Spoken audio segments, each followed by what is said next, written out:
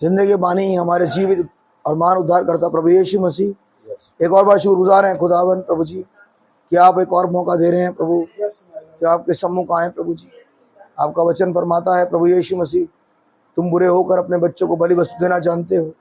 अगर तुम्हारा बेटा तुमसे रोटी मांगता है तो तुम उसे पत्थर नहीं देते, अगर वो मछली मांगता तुमसे सांप नहीं देते, अगर तुमसे अंडा मांगता तो तुम उसे बिच्छू नहीं देते।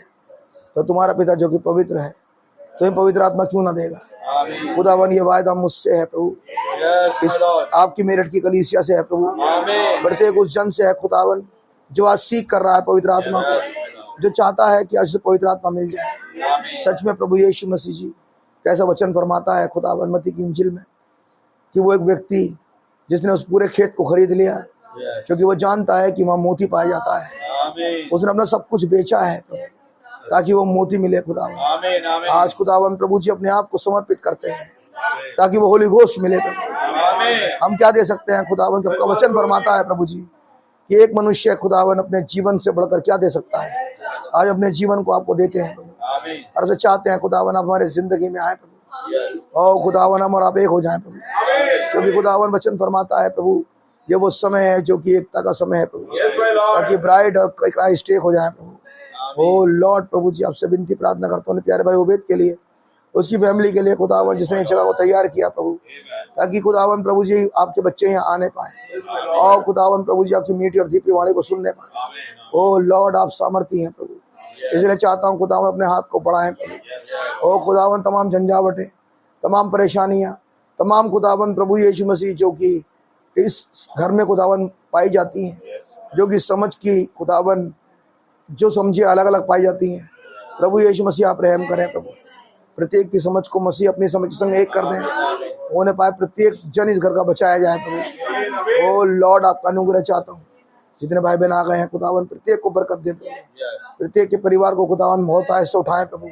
ओ लॉर्ड हमारी पुराने समझे जाती रहे प्रभु, हमें अपनी नई समझ पर आप लेकर आए। ओ लॉर्ड आपका अनुग्रह बना रहे प्रभु जी। जो कुछ आज प्रचारा जाता है प्रभु खुदावन वो आपकी ओर से है, इसलिए खुदावन आपसे विनती प्रार्थना करता हूँ जो कुछ आप कहना चाहते हैं बहुत आयसे कहें, होंठ मेरे लिए पर आवाज आपकी हो खुदावन। मैं अपना कुछ भी नहीं लाना चाहता प्रभु, मैं केवल उसी आग को चाहता हूँ जो वेदी से आई है प्रभु। आपका रहम बना रहे, प्रत्येक सुनने वाले पर आपका अनुग्रह हो प्रभु यीशु मसीह के नाम मांगता हूँ, सुने ग्रहण करें आमीन।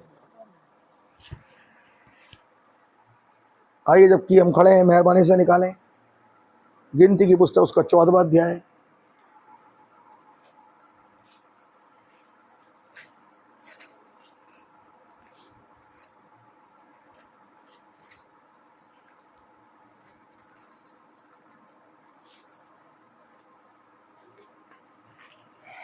और उसकी 11वीं आयत से पढ़ रहा हूं। ये प्रार्थना है मूसा की। आमीन। जिस सभा में हम लोग आए हुए हैं हम प्रार्थना करने आए हैं, आमीन। इसीलिए हम देखें कि किस तरीके से मूसा प्रार्थना कर रहे हैं जो प्रॉफिट है, ताकि खुदावन का आत्मा हमें भी सिखाए कि हमें किस रीति से प्रार्थना करनी चाहिए। आमीन। आइए 11वीं आयत से पढ़ूंगा जहाँ इस प्रकार लिखा है, तब यहोवा ने मूसा से कहा, वे लोग कब तक मेरा तिरस्कार करते रहेंगे और मेरे सब आश्चर्य कर्म देखने पर भी कब तक मुझ पर विश्वास ना करेंगे। आप मेरे साथ? आमीन। वो कह रहा है वो लोग कब तक मेरा विश्वास नहीं करेंगे। क्या कुछ नहीं किया खुदावन ने लोगों के जीवन में? बहुत कुछ किया, बहुत कुछ खो सकते थे वो, बहुत कुछ उनके जीवन में जो आज दिखाई देता है वो बहुत पहले मिट चुका होता। कह रहा कब तक विश्वास नहीं करोगे। आमीन। ये कौन कह रहा है? खुदा मूसा से कह रहे हैं। किसके बारे में कह रहे हैं? एक ऐसी पीढ़ी के बारे में जो निकल कर आई है मिस्र से। क्या हम वो पीढ़ी हैं? और अगर है तो ये संदेश हमारे लिए है। मैं उन्हें मरी से मारूंगा और उनके निज भाग से उन्हें निकाल दूंगा और तुझसे एक जाति उत्पन्न करूंगा जो उनसे बड़ी और बलवंत होगी। आमीन। क्या है प्लान खुदावन का? ऐसी जाति खुदा का प्लान है मैं मारूंगा इन्हें। अब बात समझ में आ रही है?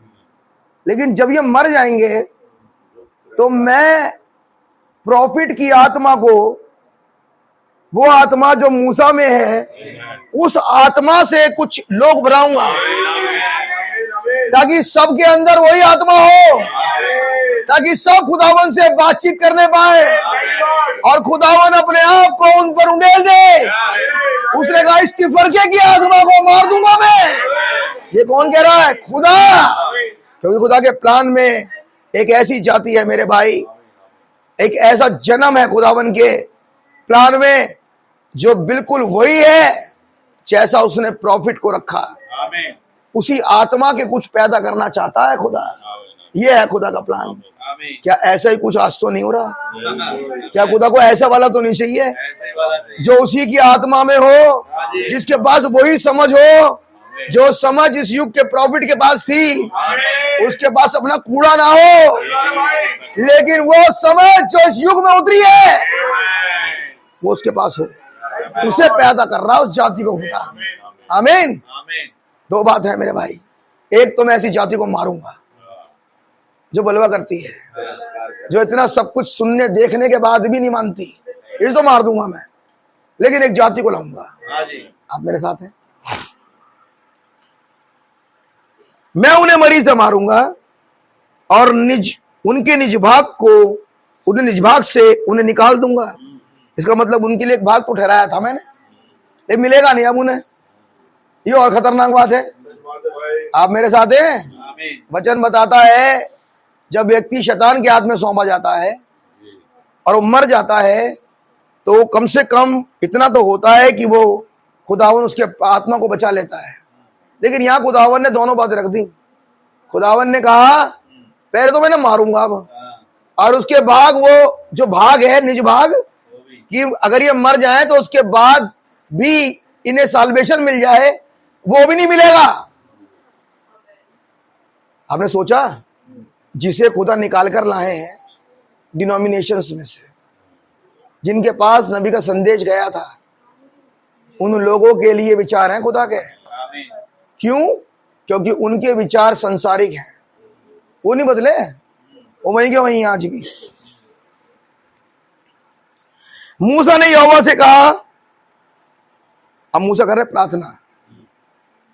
मूसा ने यहोवा से कहा तब तो मिस्री जिनके मध्य में से तू अपनी सामर्थ दिखाकर उन लोगों को निकाल लाया है, ये सुनेंगे और इस देश के निवासियों से कहेंगे उन्होंने तो ये सुना है कि तू यहोवा है, तू इन लोगों के मध्य में रहता है और प्रत्यक्ष दिखाई देता है। क्या ये बात है? वो खुदा तुम्हारे बीच में है, अपने परिवार में रहता है, और ऐसा नहीं कि वो हवा की उपासना करते हैं, वो अब उन्हें दिखने लगा। आमीन। वो बादल उनके बीच में आता है, वो कह रहा है वो खुदा ना दिखने वाला अब दिखने लगा है, प्रत्यक्ष दिखाई देता है। आमीन। और तेरा बादल, आ गई बात, और तेरा बादल उनके ऊपर ठहरा रहता है। क्या ठहरा हुआ है? आप मेरे साथ हैं? यस। और तू दिन को बादल के खंबे में और रात को अग्नि के खंबे में होकर उनके आगे आगे चला करता है। इसका मतलब वो तेरे फॉलोअर हैं। किसके? बादल के। किसके? उस आग के सतून के। क्या ये बात दुनिया भर से हो रही है? क्या ये बात नॉमिनल चर्च से हो रही है? ना ना ना ना, उनसे क्या मतलब बादल का? लेकिन ये तो क्या ऐसी कौम से हो रही है जिसके बीच में उसने अपने बादल को उतार दिया और आग के सतून को उनके बीच में प्रकट करा। आमीन। इसलिए यदि तू इन लोगों को एक ही बार में मार डाले तो जिन जातियों ने तेरी कीर्ति सुनी है वो कहेंगे कि यहोवा उन लोगों को उस देश में जिसे उसने उन्हें देने की शपथ खाई थी पहुंचा ना सका। आप है मेरे साथ? पहुंचा कौन रहा है? खुदा। आप सोच रहे हो मैं पहुंच रहा हूं? आप सोच रहे हो कि मीटिंग में आ गया मैं? बात समझ में आ रही है? छोटा ट्रेलर चल रहा था 12 20 देर पहले, ट्रेलर था, सही बात गाड़ी निकल नहीं सकती निकल थी, नहीं सकती। निकलने वाला पत्थर टूट गया है। ट्रेलर था हमारा भी थोड़ी देर पहले, सही बात तुम सोचे तुम आ जाओगे, आगे जाके देखा तो वहां पर तैयारी हो रही है तमाशे की, एक तमाशा तैयार हुआ बाहर, तुम सोच रहे हो तुम आ जाओगे, तुम तो गली में नहीं घुस सकते थे, लेकिन कह रहा है मैं लाया हूं तुम्हें। बेटा ये तो अभी अभी की बात, ये तो अभी अभी की बात, मैं सोचता हूं ये देखने के लिए क्या तुम्हारी आंखें अंधी है, वो देखो क्या हुआ बाहर, तो कहना निकालने वाला खुदा है, लाने वाला खुदा है। तुम सोच रहे हो बहुत बड़ा काम करेगा मेरे जीवन में, उसे ट्रेलर दिखा रहा हूं बाहर, वो देख, तुम तो आ भी नहीं पाते, एक छोटी सी मीटिंग भी अटेंड नहीं कर सकते, लेकिन मैं तुम्हें निकाल कर लेकर आऊं बेटा मिस्र से। अब सोचो मैंने कितना बड़ा काम करा तुम्हारे जीवन में। आमीन। कि यहोवा उन लोगों को उस देश में जिसमें उसने देने की शपथ खाई थी पहुंचा ना सका, इस कारण उसने उन्हें जंगल में घात कर डाला। इसीलिए अब प्रभु की सामर्थ की महिमा तेरे इस कहने के अनुसार हो। आमीन। आइए दुआ करें। प्रभु यीशु मसीह धन्यवाद है स्क्रिप्चर रीडिंग के लिए। खुदावन मेहरबान होकर प्रभु हमारी प्रार्थनाओं को सुने, हमें बदलें प्रभु, हम योग्य नहीं हैं, हम आपके सम्मुख अपने सरों को झुकाते हैं, और आज केवल सिर ही नहीं प्रभु हमारा हृदय भी झुका है। प्रभु जी हमें दीन करें, तमाम कठोरता की आत्मा प्रभु यीशु मसीह के नाम में जाती रहे। प्रभु जी आप आए प्रभु, हमसे मुंह बात करें, रहम करें प्रभु, हम में से प्रत्येक को बचा लें। प्रभु यीशु मसीह के नाम मांगता हूं, सुने ग्रहण करें। आमीन। मेहरबानी से बैठ जाए।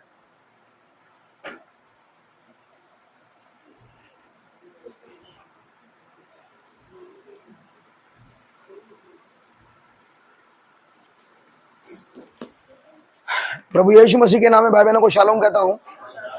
खुदावन का नाम मुबारक हो एक और बार।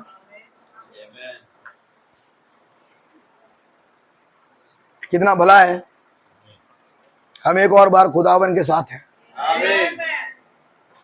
आप हैं, आप कहोगे बेटा क्या बात कर रहे हो, अभी 2 दिन पहले तो साथ थे हम, ट्यूसडे को तो मिले थे, और आज हम फिर मिल रहे हैं। मैं सोचता हूं मेरे भाई कि हमारा मिलना जुलना संसार की रीति पर तो नहीं है, हमारा मिलना जुलना तो खुदा की रीति पर है। मैं उस मिलने जुलने की बात नहीं कर रहा जिसमें लोग बाग अनेक तरह के तौर तरीकों में आते हैं और उन्हीं को पूरा करके यहाँ से चले जाते हैं। मैं तो उस मिलने जुलने की बात कर रहा हूँ जो सावन ने ठहराया है कि खुदा हमारे बीच में आया और हमसे बिना बातचीत करें। आमीन। जिस पीढ़ी को खुदावन ने निकाला, हम जानते हैं मेरे भाई, ज़्यादा समय लूंगा नहीं आपका, लिमिट करूंगा अपने आप को, और मैं ऐसा करने में थोड़ा सा चाहूँगा खुदावन ऐसा करें, क्योंकि ये प्रचार की मीटिंग वैसे भी नहीं है। लेकिन हम सिर्फ ये देखेंगे कि ये जो मूसा है, क्योंकि प्रार्थना सभा है इसलिए मैंने प्रार्थना वाला ही स्ट्रक्चर निकाला है, ताकि हमको ये पता लगे कि यहाँ पर प्रार्थना में, प्रार्थना सभा में क्या करना चाहिए, हमें खुदा सिखाया। आमीन। बताता है मेरे भाई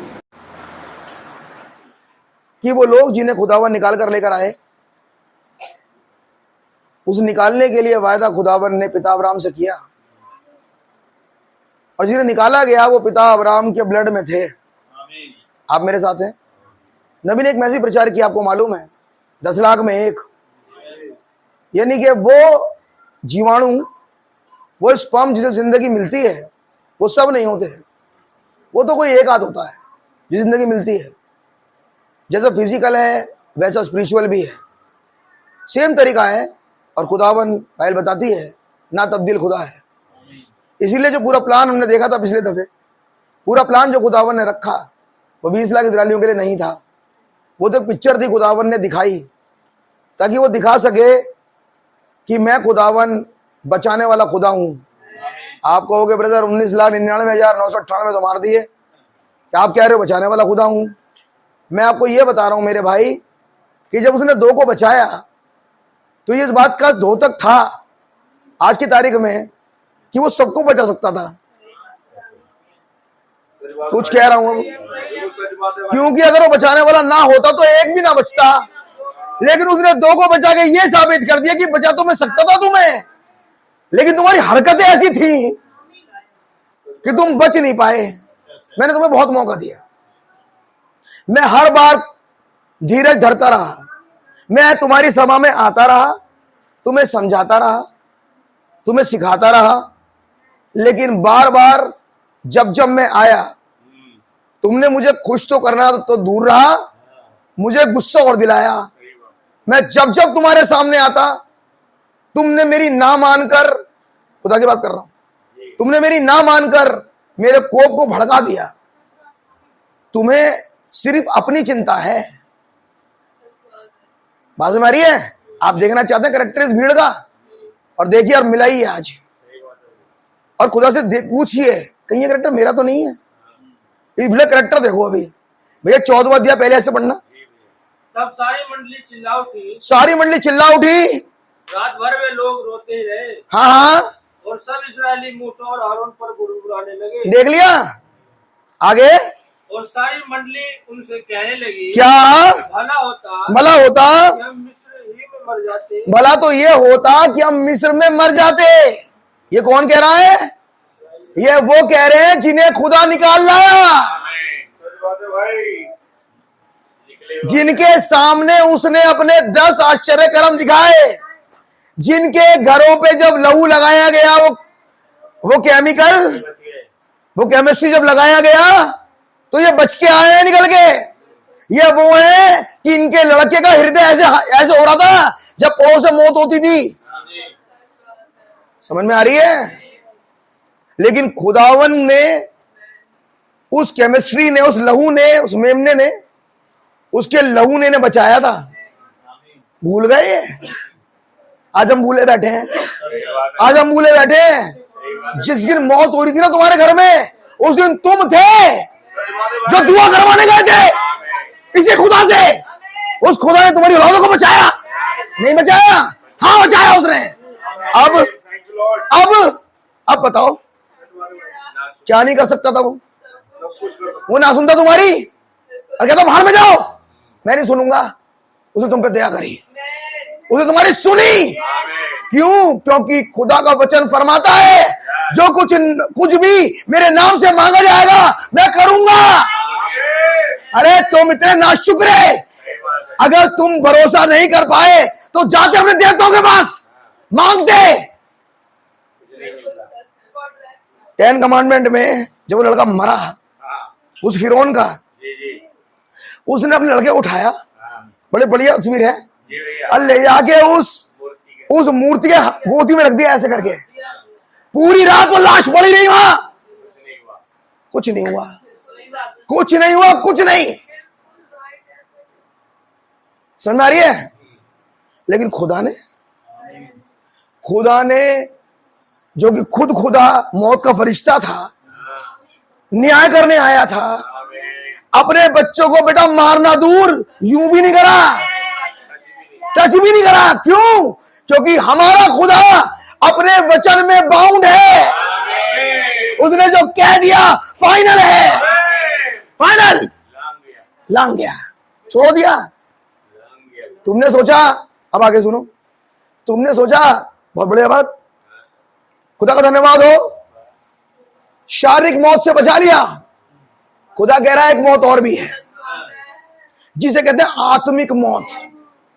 आत्मिक मौत का मतलब होता है बेटे खुदावन से अलग कर दूंगा मैं। खुदा है कौन? जीवन का सोता। तुम किस बात पे कूदने लगे?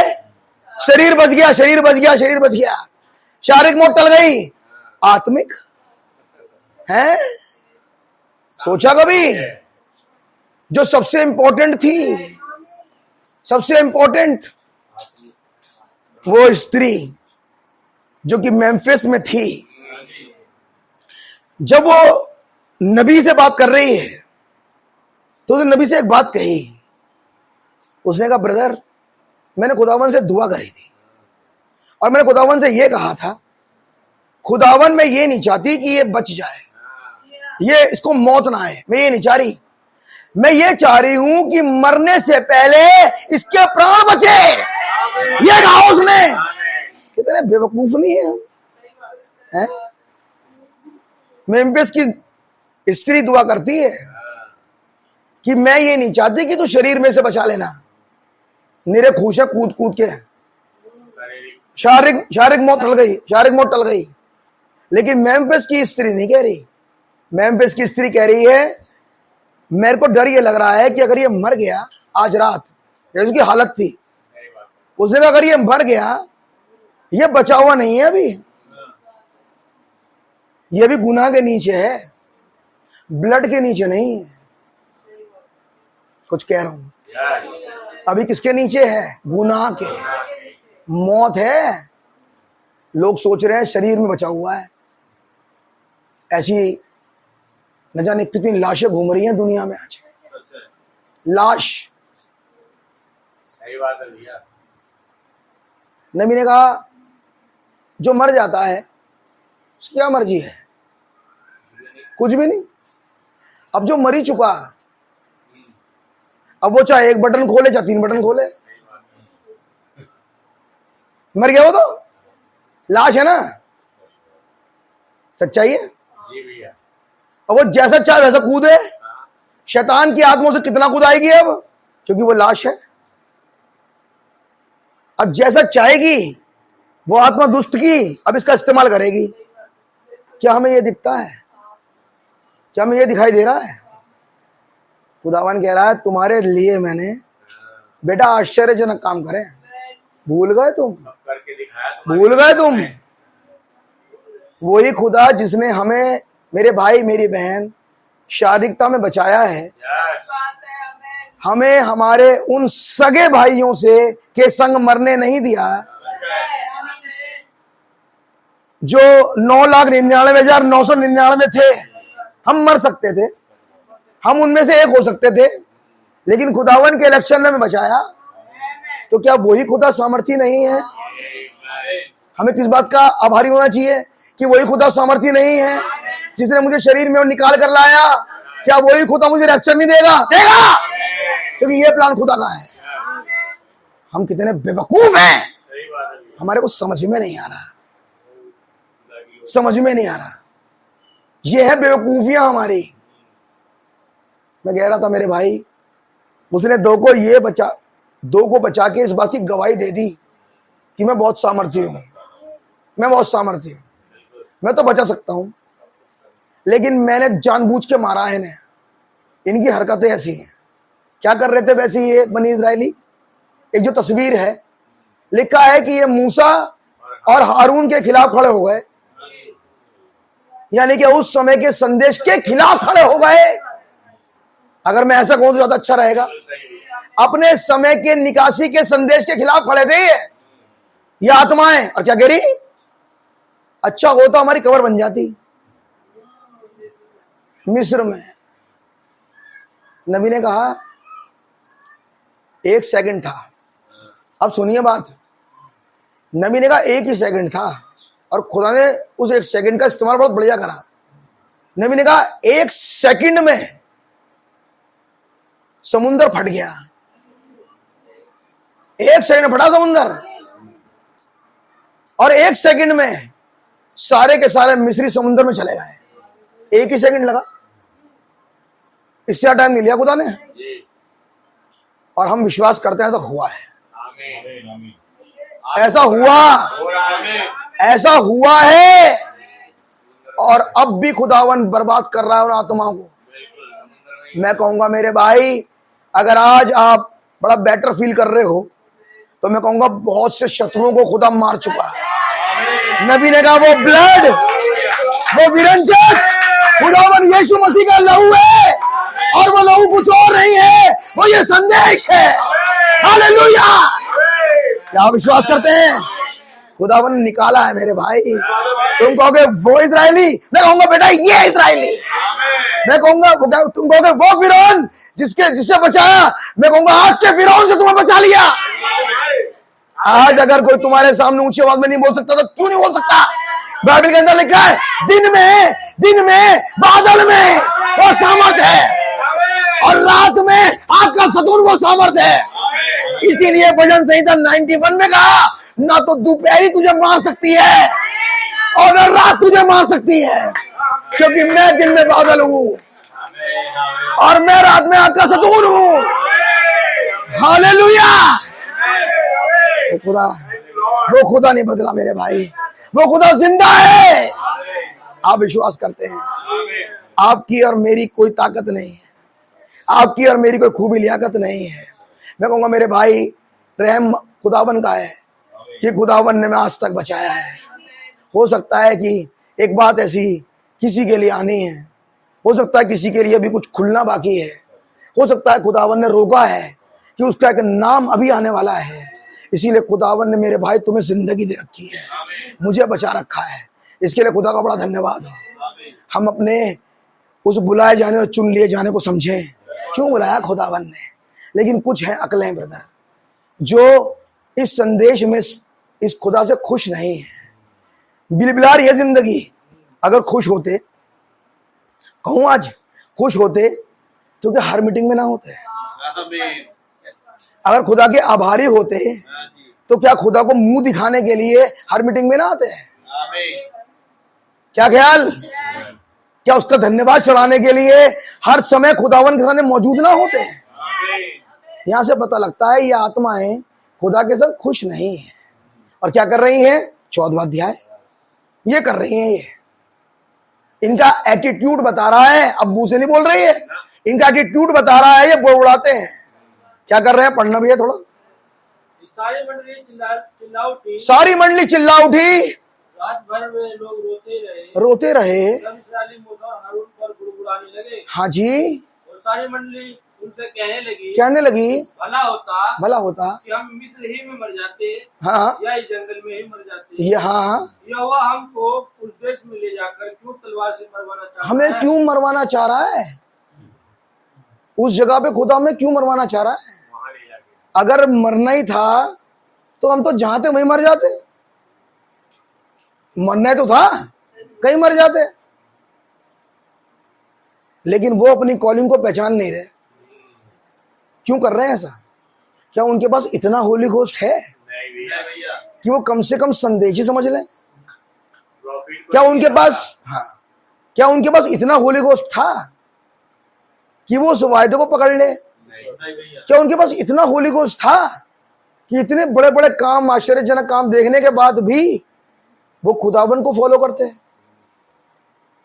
समझ ही नहीं पा रहे कि अगर खुदावन, आज की तारीख में बताऊं, अगर खुदावन, बिल्कुल सेम पिक्चर है आज, अगर खुदावन एक प्रॉफिट के अंदर से होकर थर्ड पुल के 5 इंस्टेंस करा सकता है तो मैं कहूंगा वो सामर्थी है। वो सामर्थी है। या तो किसी में से ऑपरेट ना होता, लेकिन अगर हुआ है तो इसका मतलब सब में हो सकता है। मैं भी तो कह रहा था यीशु काले बचाए, और अब कह रहा हूं कि अगर वो ऐसा करता है तो वो ऐसा ये भी कर सकता है। और मैं फिर से कहूंगा, वो प्रॉफिट तक रुका नहीं, वो भाई आशीष तक आ गया। क्या फिर 2 गवाह?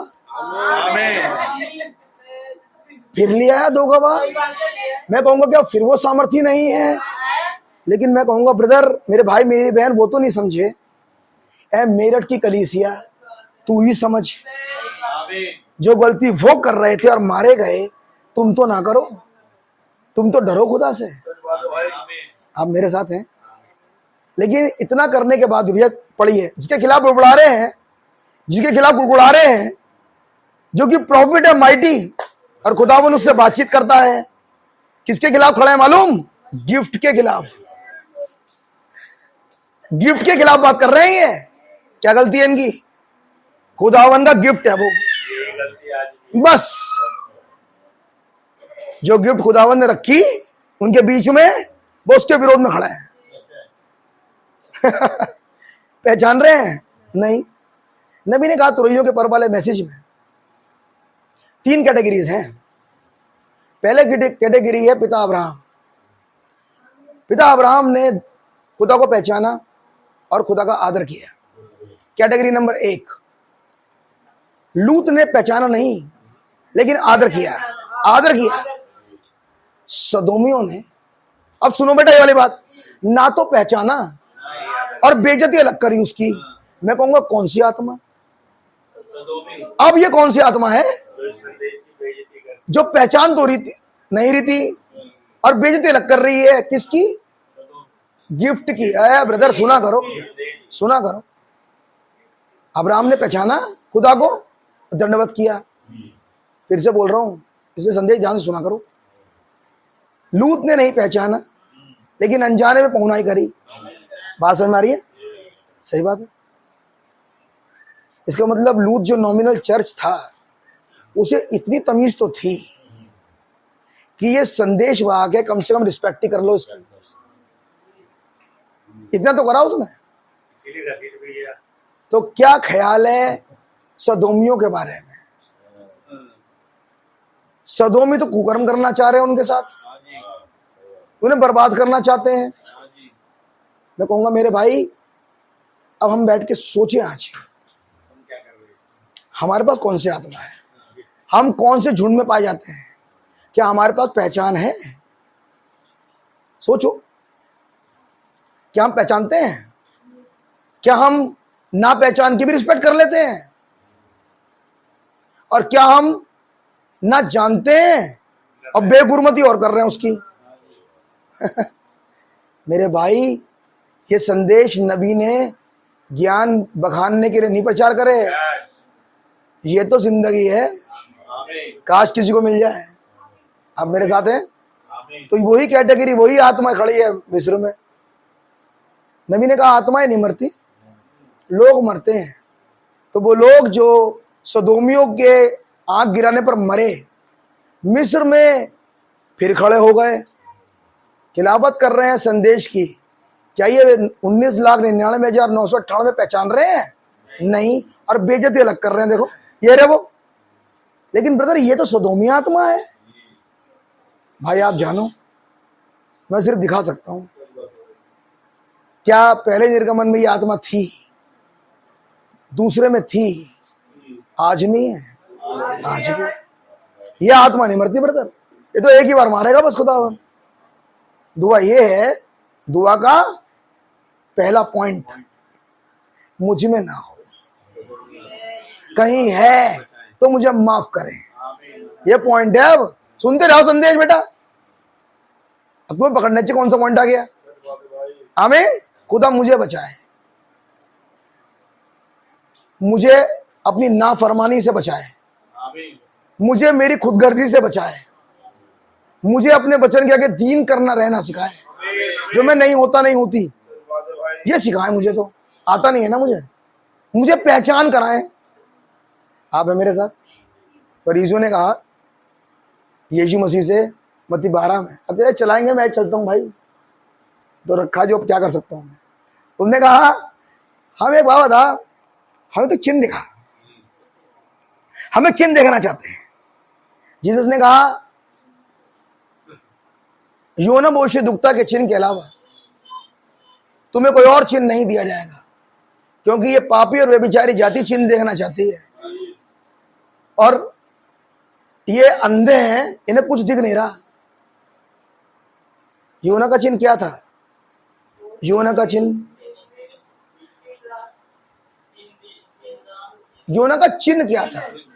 चिन्ह, योना का चिन्ह क्या था? वो तो हुआ था 3 दिन 3 रात। चिन्ह क्या था योना का? उस जगह पापी व्यभिचारी जाति चिन्ह देखना चाहती है, तो वो चिन्ह क्या था? चलो छोड़ो, मैं क्लास लेने लगूंगा, कोई फायदा नहीं है। योना का चिन्ह था रिजरेक्शन, जीवित होना, रिजरेक्ट हो जाना। वही चिन्ह आज है। खुदावन यीशु मसीह रिजरेक्ट हुआ, भाई ब्रैनम की सेवकाई में वो रिजरेक्शन दिखता है कि खुदावन जिंदा हो गया और सब कुछ करके दिखाया जो उसने अपनी पहली सेवकाई में किया था। और अब सेवकाई उसकी आगे बढ़ गई। थर्ड पुल की मिनिस्ट्री में थर्ड पुल की मिनिस्ट्री में अब वो वचन को खोलता है। ये है प्रोग्रेशन। वो पहले खिंचाव से तीसरे खिंचाव में खड़ा है आज यीशु मसीह। वो कह रहा है पापी और बेबिचारी जाति चिन्ह देखना चाहती है, लेकिन ये देख क्या नहीं पा रही।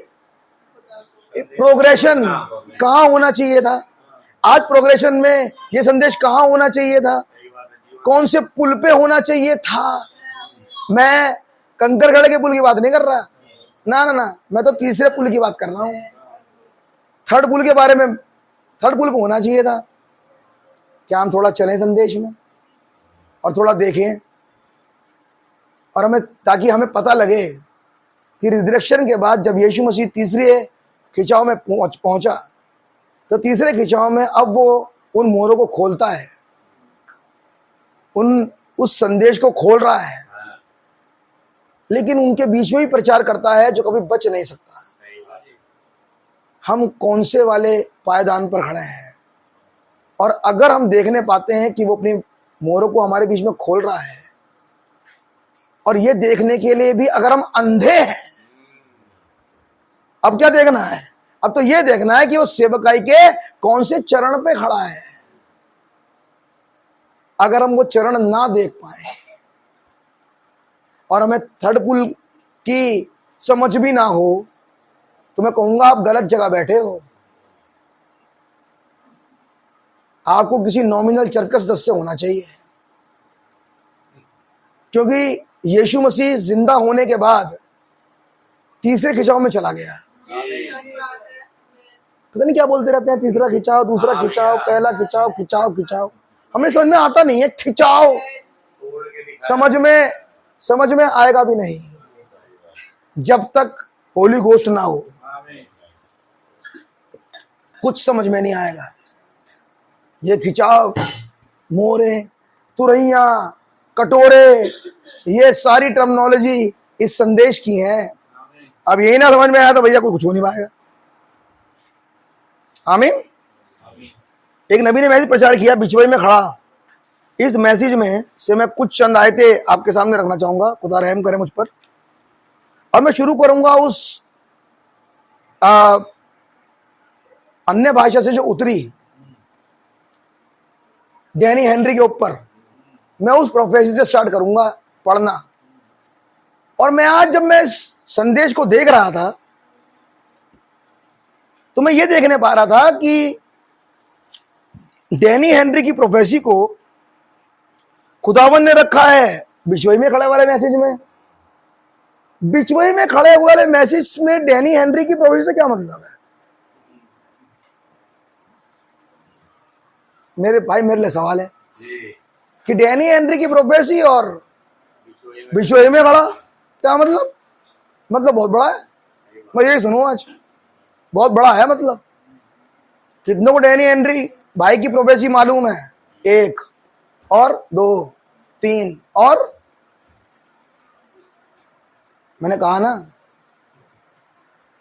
यहां तो भैया पुस्तक खा के आया करो। यहां ना बैठा करो, यहां जब आओ तो पुस्तक खा के आओ। हाँ जी, ये तो आपको ऐसे पता होनी चाहिए। ऐसे उन्हें ये कहा, उन्हें क्या हुआ था, ये हुआ था। कौन सी सभा थी, कौन सी मीटिंग ले रहे थे नबी? ये वाली। कौन खड़ा हो गया और चला के बैग लेके? पेंटिकोस्टल्स प्रचार क्या कर रहे थे? Restoration of embroidery. पहली बार जब प्रोफेसी हुई, ऐसा पता होना चाहिए था। ऐसे अब बोलेगा भी, रुको और अब सुनो क्यों नबी ने इस प्रोफेसी को बिचवे में खड़े में रखा। सुनना बड़ा जरूरी बात है आज, भूलना नहीं। बार बार कहता हूं, भूल जाते हो तुम बार बार, लेकिन मैं कहूंगा फिर भी, मानूंगा नहीं। सुनो, नबी कह रहे ये रहा जो उसने कहा था। किसने? डैनी हेनरी ने। क्योंकि तूने एक सकरा मार्ग चुन लिया। चुना किसने? किसने चुना सकरा मार्ग? नबी ने, भाई ब्रैनम ने। अब सुनना वो मार्ग क्या है। आज तूने एक सकरा मार्ग चुन लिया है। तूने अपनी इच्छा से एक कठिन मार्ग को चलने को चुना है। ये इच्छा खुदा की नहीं है। वो कह रहा तूने चुन लिया। अब कौन सा मार्ग? कठिन वाला मार्ग। तूने आसान नहीं चुना। ये सबसे कठिन मार्ग है। बात समझ आ रही है? देखो भैया, या तो खुदावन खिलवा लो या लगवा लो, दोनों में से एक काम करेंगे। एक काम करना, देखो, या तो एक काम करो, हम खा ले तुम लगा दो, सही, या एक काम करो तुम खाओ हम लगाएं। हमसे तो एक काम कराओ। उन्होंने कहा नहीं, जो जो खाते जाओ वो लगाते जाओ, जो खाते जाओ। अब यहां से पता लगता है हमें क्या समझ में आता है, जो तुमने खाया है वो अप्लाई करते जाओ। सटकना नहीं, खाना था। जो खाते जाओ वो लगाते जाओ। बात समझ रही है? अब क्या खाया है तो सुनो, बहुत बुरी और वर्स्ट और सबसे बकवास कंडीशन से जब उसने मुझे उठाया, मेरा बचने का कोई उपाय नहीं था, लेकिन खुदा ने मुझे बचा लिया। ऐसा करके मैंने उसके गुण को खाया, और चूंकि उसने मुझे बचाया है, तो मुझ पर यह बात तो खुल के बचा बोल सकता है। अप्लाई। ऐसी नीरी गवाहियां आपके जीवन में भी होंगी। तो कह रहा जैसे जैसे खाते जाओ वो वैसे वैसे लगाते जाओ। आमीन। वो कह रहा तूने बड़ा कठिन मार्ग चुन लिया, ये सकरा मार्ग है। एक कठिन मार्ग चलने के लिए चुन लिया। ब्रैकेट में नबी कह रहे हैं, अब मैं देख सकता हूं कि मूसा को भी अपना चुनाव करना पड़ा था। ट्यूसडे का मैसेज, तू मिस्री नहीं इब्री है। आमीन। जब मूसा के सामने आई ये बात कि अब बता बेटा क्या करेगा, एक तरफ राज, सब तैयार हैं। फिरौन बिल्कुल माला पहनाने को तैयार, तेरे नाम को हर जगह चिपका देगा। आज इतनी खूबसूरत निफतरी खड़ी है साइड में। हाँ, उसके चक्कर में लड़ाई हो रही थी। निफतरी खड़ी है साइड में, और मिस्र जैसी जगह, नबी ने कहा रशिया था मिस्र, बढ़िया। और हर इंसान झुकता है जब मूसा आता है। मैं कहूंगा ऐसा तो कोई भी नहीं होगा, कोई नहीं होगा जिसके अंदर इतनी सारी क्वालिटी है। आर्किटेक्ट तो मूसा, योद्धा तो मूसा, रसायन का वैज्ञानिक तो मूसा। आप सुन रहे हो? ताकत तो मूसा में, दबाते तो मार ही दे, ऐसा बढ़िया तो मूसा, लंबा कद्दावर तो मूसा। आप क्या सोच रहे हो? बहुत हैंडसम है। आप सोच रहे हो, मतलब ऐसा लगता है कि खुदावंद ने बड़ी फुर्सत से बना रखा है। इसीलिए जब माइकल एंजेलो बना रहा था, बड़ी शिद्दत से उस पत्थर को उठाया और एक एक खंती मार मार के छेनी मार के उसे तराशा। नबी ने कहा ऐसा लगता था जैसे अब बोलेगा। ये कौन सा माइकल एंजेलो है ब्रदर, जिसने बड़ी शिद्दत से इसे बनाया है? मैं डायलॉग नहीं मार रहा, मैं कह रहा हूं बड़ी शिद्दत से बनाया खुदा ने इसे। अगर ना बनाया होता तो माइकल एंजेलो का जिक्र लेकर क्यों आया? राइट। और वही क्वेश्चन जो खुदा ने मूसा से कहा था, वही क्वेश्चन माइकल एंजेलो ने उस मूर्ख से कहा, जाओ उनसे कह दे मैं हूं सो हूं। ये कहा था, कह दे। मूसा ने कहा मैं बोल नहीं सकता। मूर्ति को जब मारा गया, मूर्ति बोल नहीं पाई। वो एंजल माइकल एंजल, ये artist Michelangelo. Same question no answer, same question no answer. Do you believe that? He has taken a stone. बनाने के लिए उसने गारा नहीं लिया। आप है मेरे साथ? बनाने के लिए उसने आदम को बनाने के लिए तो उसने डस्ट उठाई, लेकिन मूसा को बनाने के लिए चट्टान उठाई। जिसे तराशा गया, जो हिला नहीं, जो स्थिर रहा खुदावन के कलाम पर, उसे बनाने के लिए खुदावन ने मिट्टी का इस्तेमाल नहीं किया, उसे बनाने के लिए खुदावन ने चट्टान का इस्तेमाल किया। और इसे कहा ये टाइप है एक और चट्टान की, जिस चट्टान का नाम मसीह है। Do you believe that? अब भागना पड़ रहा मुझे बहुत जल्दी जल्दी, टाइम जा रहा है, मन नहीं करता कोई बात नहीं, कोई बात नहीं, मन करता है ऐसा। आप है मेरे साथ, बहुत शिद्दत से बनाया इसे, सारे गुणों से डाल दिए इसके अंदर, इसलिए खुदा को लगे 40 साल, इसे 40 साल लगे। सबसे पढ़ा लिखा, सबसे तमीजदार, सबसे ताकतवर, जबरदस्त आर्किटेक्ट, सब कुछ जानता था ये। ऐसा वाला तो एक भी कैरेक्टर नहीं मिलेगा जैसा कैरेक्टर मूसा था। अब नबी कह रहे हैं, यहां पे बड़ी प्यारी बात है, नबी कह रहे हैं मूसा ने भी जब चुनने का समय आया, ऐसे वाले में पूरा अधिकार है ऐसे।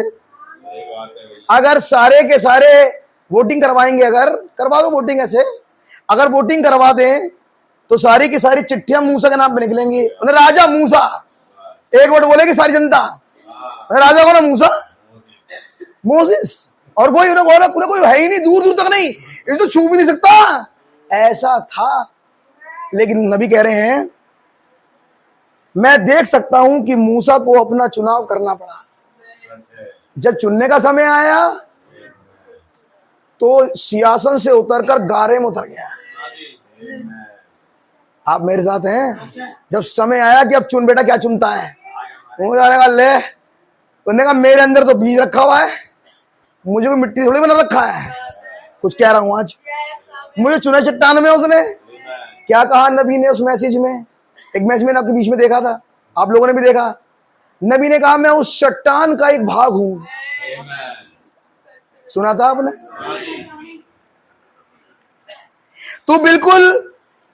तूने बिल्कुल सीधा, सही और सीधा मार्ग चुन लिया है, तूने सही फैसला लिया और ये मेरा मार्ग है। आमीन। सीधा मार्ग क्या? सीधा मार्ग क्या? खुदा का मार्ग। खुदा का मेरे लिए किसने किया? खुदा ने।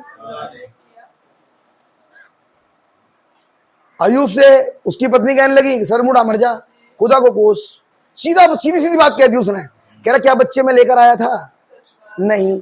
क्या धन लेके पैदा हुआ था? नहीं। क्या खूबसूरती लेके पैदा हुआ था? नहीं। खुदा ने दिया था ना, ले लिया उसने, उसका नाम मुबारक हो। इसे कहते हैं सीधा मार्ग। कोई कहीं से कहीं तक भी मोड़ मार के अपनी तरफ नहीं ले रहा कि मैं अभी मेरे में से होके कुछ जाए, थोड़ी महिमा यहां को आ जाए ना, बिल्कुल सीधा मार्ग। वो कह रहा मुझे किसने मिस्र पहुंचाया? उन्हें खुदा ने। मुझे नील नदी के मगरमच्छ किसने बचाया? खुदा ने। खुदा कैसे मेरी रक्षा कर रहा था? वो मिट्टी जो लीपी गई ना चारों तरफ से अंदर बाहर से राल, वो पवित्र आत्मा खुदा था। ये सब करने वाला खुदा था। सीधा मार्ग, सीधा मार्ग। आज खुदा ये तो चाहते हैं बिल्कुल सीधा मार्ग, हमारा मार्ग बिल्कुल सीधा। और सीधा मार्ग पता क्या कहता है? हम किसी योग्य नहीं है, हमारी कोई औकात नहीं है। अगर कुछ दो टूटे फूटे शब्द बोल भी दे तो इस पे भी खुदा का रहम हुआ है। हम क्या कर सकते हैं? हमारी क्या औकात? आमीन। ये कौन सा मार्ग है भैया? सीधा, जिसमें जरा सा भी प्रशंसा खुदा की ले नहीं रहा। बिल्कुल सीधा सीधा मार्ग, बिल्कुल सीधा मार्ग। कह रहा मैंने जो मार्ग चुना, नबी ने प्रोफेसी कह रही है बिल्कुल सीधा मार्ग था वो। आप मेरे साथ हैं? उसने इसे रेखांकित किया हुआ था मेरा मार्ग। नबी कह रहे हैं ये पवित्र आत्मा ही कह रहे थे इस क्षणिक अति महत्वपूर्ण फैसले के कारण, जिस कारण कि तूने सीधा मार्ग चुना। अगली बात कह रहा है इस मार्ग के चुनने के कारण स्वर्ग में एक बहुत बड़ा भाग तेरी बाट झो रहा है।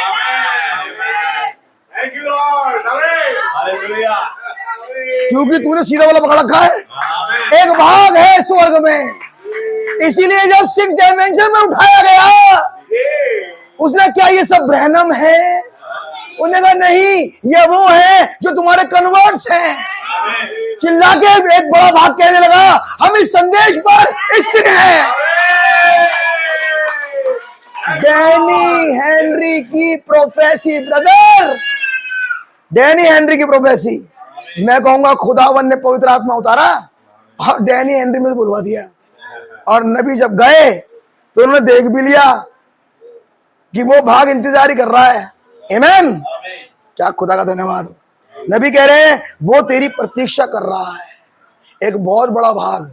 आमीन। नबी कह रहे हैं क्या ही प्रताप में फैसला है, क्या ही प्रताप में फैसला तूने किया। यह अपने आप में ऐसा है कि इससे ऐसा होगा कि दिव्य प्रेम से बड़ी जबरदस्त जय मिलेगी। इस फैसले से दिव्य प्रेम उतर जाएगा, डिवाइन लव उतरेगा इससे। हम तो सोच रहे थे बड़ी मेहनत करनी पड़ेगी, इसका कह रहा है, अब कह रहा है बेटा सीधे हो जाओ, अगर चाहते हो वो हेड स्टोन तुम पे उतरे।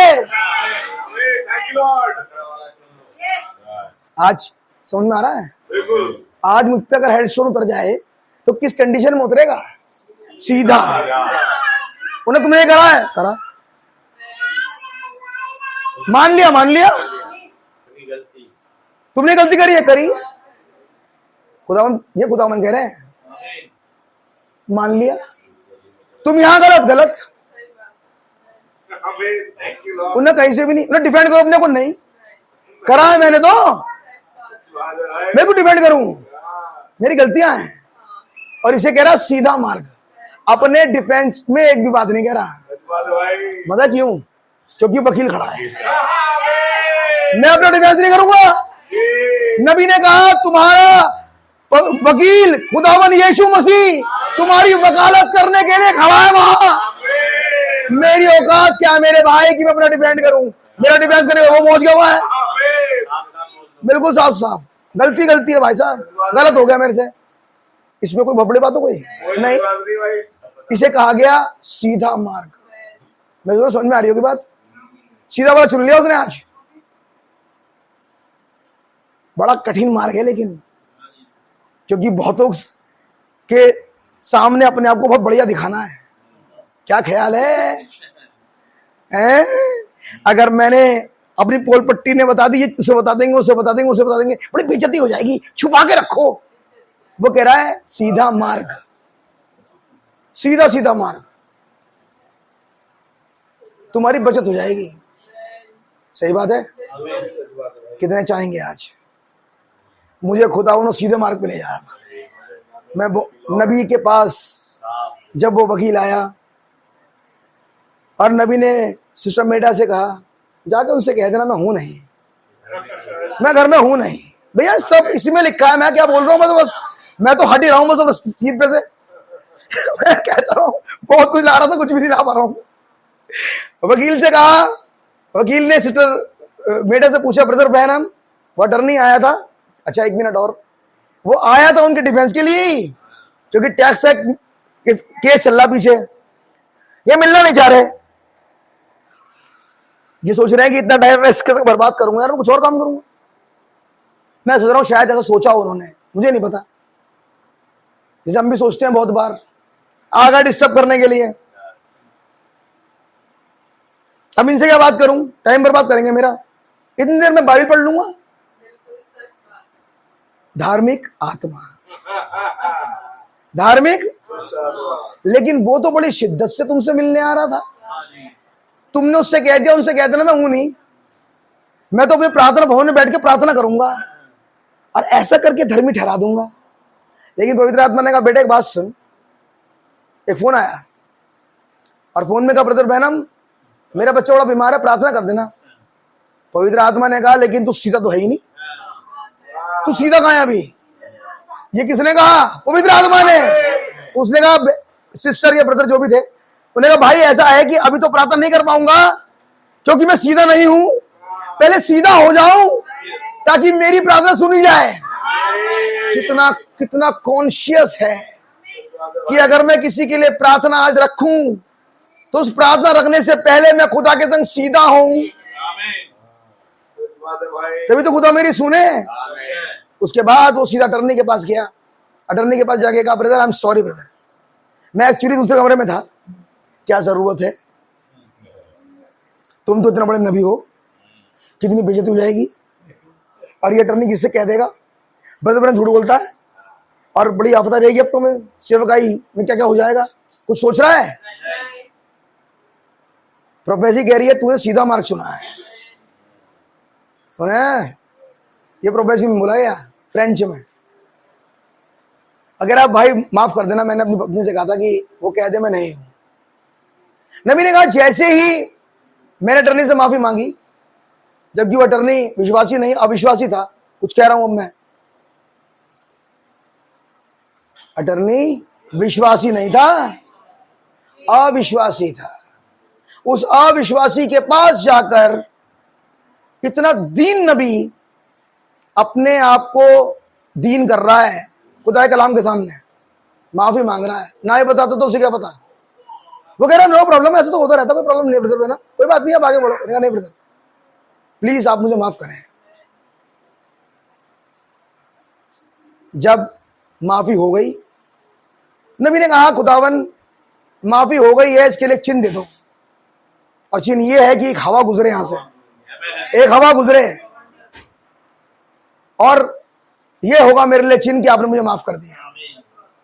जैसे ही नबी कमरे में गया और प्रार्थना में करने लगा, एक झोंका आया और निकल गया। क्या सीखा आज का सीखा, उन्होंने कहा तुम माफ हो गए, यू आर पार्डन। अब तुम प्रार्थना कर सकते हो, अब तुम प्रार्थना कर सकते हो, क्योंकि झोंका गुजर गया, बीच में से निकल गया। अब जो माफ हुआ है, इसलिए बाइबल के अंदर लिखा है एक दूसरे के सामने अपनी गलतियों को मानो, ताकि खुदा तुम्हारी सुने। अब आप समझे, इतनी प्रार्थनाओं के बाद भी खुदा सुन क्यों नहीं रहा? क्यों नहीं सुन रहा खुदा? हम सीधे नहीं। भैया जरा जल्दी से 11वीं आयत से चंद आयतें पढ़े फटाफट, 14वीं अध्याय की। तब यहोवा ने मूसा से कहा, हम देख कर आए पीछे, मुन्ना शुगरी जाती थी और खुदावन को कोस रही थी, मूसा को और हारून के खिलाफ खड़ी हो रही थी। अब ये खुदा देख रहे हैं, अब खुदावन मूसा से कह रहे हैं क्या भैया? तब यहोवा ने मूसा से कहा, हाँ जी, वे लोग कब तक मेरा तिरस्कार करते वो कब तक मेरा तिरस्कार करते रहेंगे? मैं हूं वचन। तिरस्कार करने का मतलब है वचन कान से झाड़ देना।